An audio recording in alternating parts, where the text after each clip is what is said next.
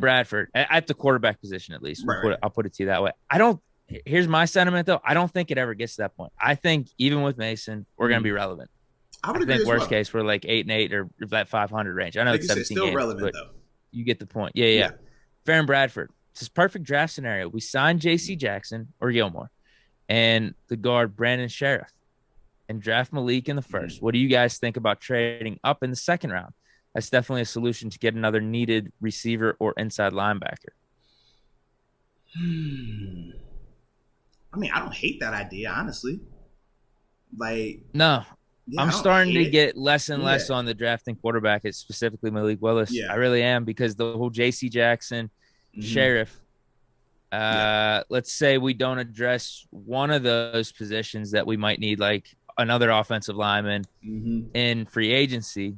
That means, yeah, because we're still trying to re-sign Terrell Evans. We're still yeah. trying to re-sign Witherspoon. So there might be Correct. a missing piece or two heading into the draft. I would rather spend that first round pick on like a Linderbaum, the dude that's going to start Right, week right one. away, and we're gonna feel Same that thing with impact. second round, Yep. as opposed to draft Malik. He's going to be sitting most likely. hmm We talked about Colbert's comments. If we want to compete, that might be the better scenario. Yeah. No, you're right there, man. You're right. I just, man, this And gray area is killing me though, right? Because it's like, man, can we yeah, just I'm just go? ready, Let's dude. just go. Like, yeah, it's like 2 weeks away from free agency. Great. Now we can really start to see how this thing is gonna play out. And another thing that I mean, we're just thinking about what Kevin Colbert was saying. He made it very clear that he doesn't want to rebuild. He doesn't want to retool. They're trying to win a Super Bowl this year. So with that, it's like, man, why not be aggressive? Let's go. Let's go. Hey, get you that corner, get you that wide receiver, that extra running back, whatever it is. But we're gonna need all of those pieces if we're truly trying to compete for a championship, because the X factor that we have right now or don't have anymore is at quarterback. Usually it was Ben Roethlisberger. Usually that was the difference maker. It didn't matter the talent around. He just rose everybody up. Well, now that guy's no longer here.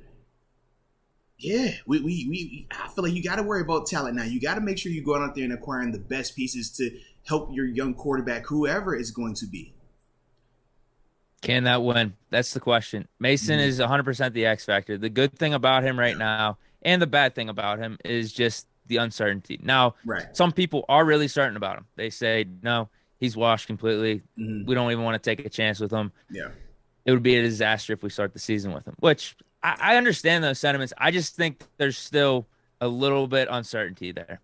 If fair he enough. starts all these games this season, we're going to know a lot more. We're going to know. Yeah. We're going to know. We're going to know whether, in my opinion, he's like a Jimmy G type of guy. Mm-hmm. Actually, we might not even know that yet. We might know Yeah, if, because Kevin Colbert brought up these comments, we might know if he's a starting caliber quarterback and not a franchise quarterback or not. right. And like we But said, we'll at there is a least know difference. if he's Yeah, a starter versus like a backup. We'll at least right. know that from this season.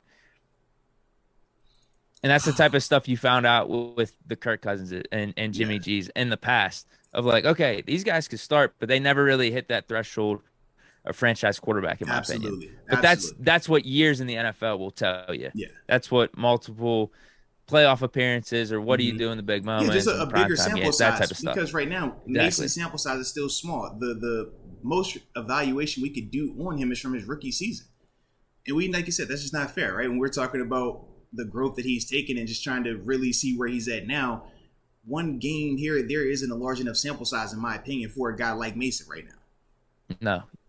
What he could do next season is show that he's deserving Mm-hmm. of a contract, like a long-term contract, 2 or 3 Yeah. year deal, whatever it is.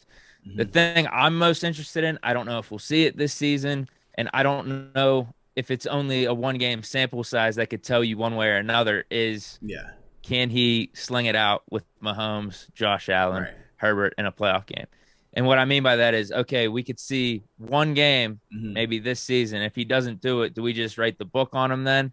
But see, for me, I don't Or even. does it take 2 or 3 type of performances like that? This is my thing, though. Why do we have to try to gauge him in terms of slinging it out versus future all-time greats?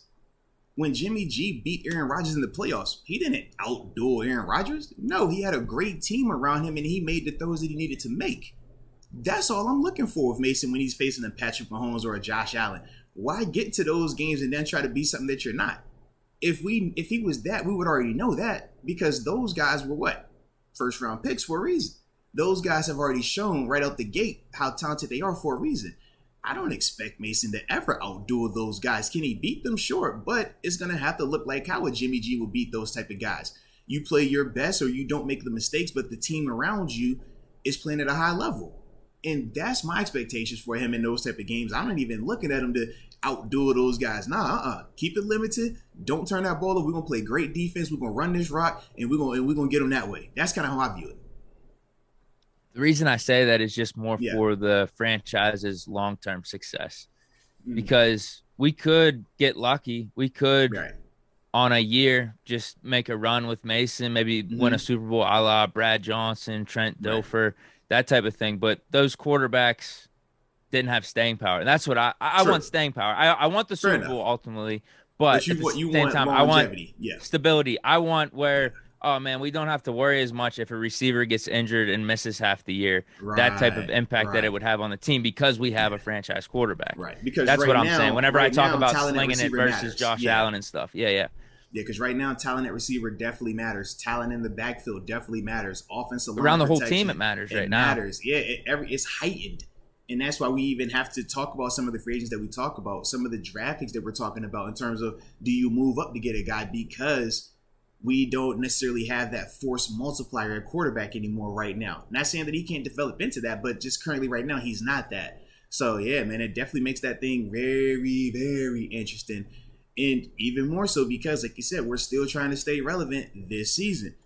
If Kevin Colbert didn't say that, then, yeah, man, it's a different approach. We're like, hey, we don't have to be aggressive in free agency. We don't have to do all this spending. We don't have to make all these moves.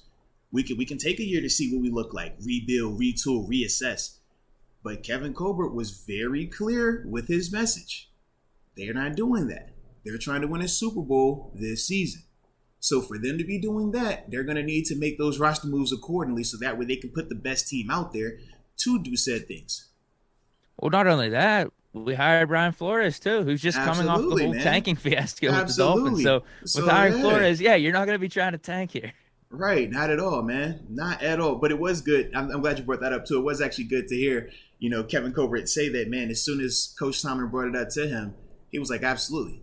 Love his pedigree, but also love the fact that he has that background in player in personnel, player personnel, stuff like that. So, yeah, man, it was just good to hear that everybody was on board. It wasn't he wants him, but this guy doesn't want him or whatever it may be. It's good to just hear that everybody was all cohesive and all on the same page with this decision.